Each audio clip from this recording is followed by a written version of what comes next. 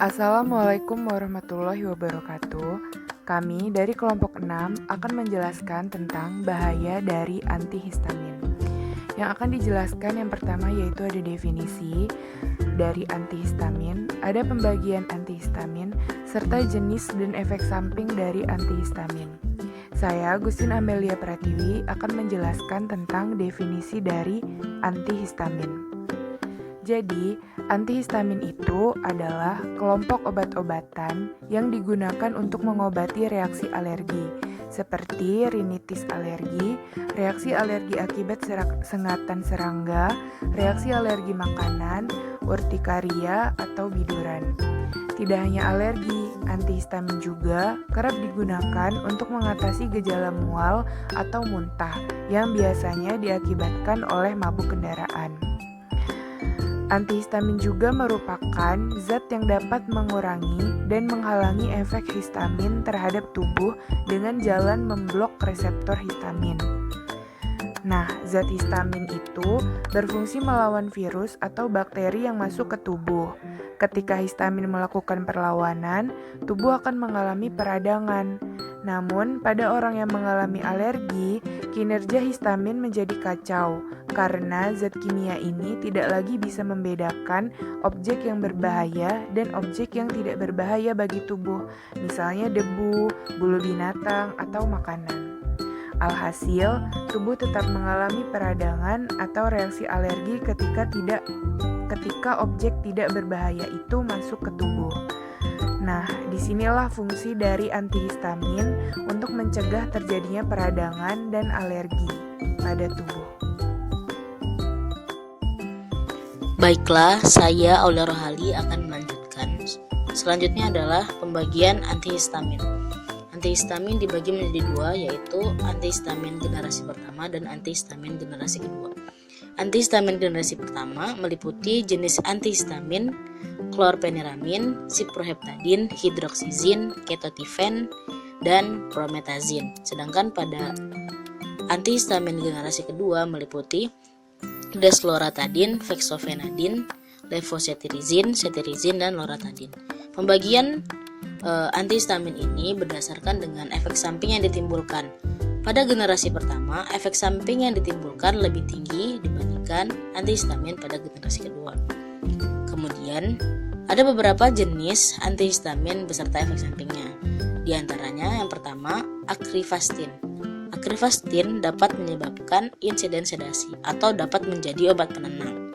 Kemudian, antimuskarinik atau berkurangnya motilitas usus. Kemudian dapat menyebabkan nyeri kepala. Yang kedua ada astemizol.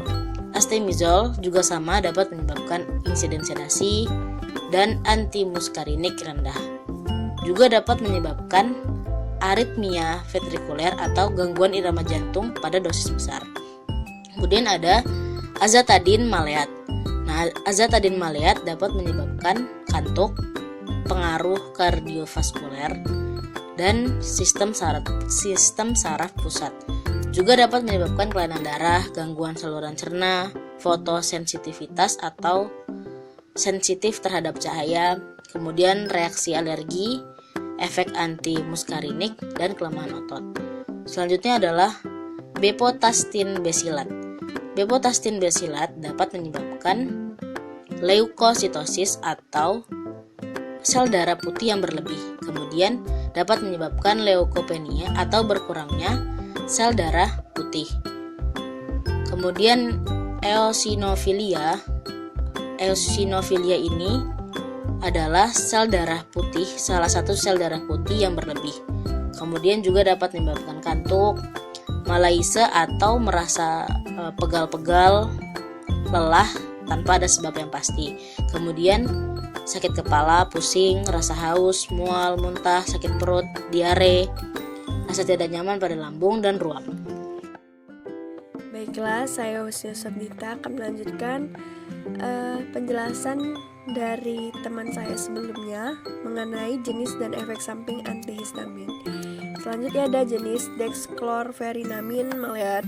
efek samping sedasi atau seseorang dalam keadaan tenang, lalu ada gangguan saluran cerna, efek antimuskarinik, hipotensi, kelemahan otot, tinnitus atau suara bising berupa dengung, euforia, nyeri kepala, stimulasi SSP, reaksi alergi, dan kelainan darah. Selanjutnya ada jenis desloratadin dengan efek samping takikardi atau peningkatan jantung secara drastis, mulut kering, pusing, hiperaktif, psikomotor, faringtis, anoreksia atau kehilangan selera makan. Lalu ada konstipasi atau sembelit, sakit kepala, letih, insomnia, somnolens, gangguan tidur, dan merasa gugup. Selanjutnya ada jenis feniramin maleat. Efek sampingnya mengantuk, keluhan saluran cerna, mulut kering, palpitasi atau sensasi jantung berdegup kencang, retensi urin, halusinasi, gelisah, bingung pada dosis tinggi, agitasi pada anak, kenaikan tekanan intraokuler. Lalu selanjutnya jenis klesmatin. Efek samping lesu, sedasi, mulut kering, nyeri kepala, pusing, ruam kulit, mual, gastralgia, dan konstipasi. Jenis selanjutnya levositirizin dihidroklorida. Efek samping sakit kepala, mengantuk, mulut kering, kelelahan, astenia. Dan yang terakhir itu jenis cetirizin HCl. Efek samping sakit kepala, pusing, mengantuk, agitasi, mulut kering, rasa tidak nyaman di perut, reaksi hipersensitif seperti reaksi kulit dan angiodem. Baiklah, itulah penjelasan dari kelompok 6. Mohon maaf apabila banyak terdapat kesalahan kata. Saya akhiri. Wassalamualaikum warahmatullahi wabarakatuh.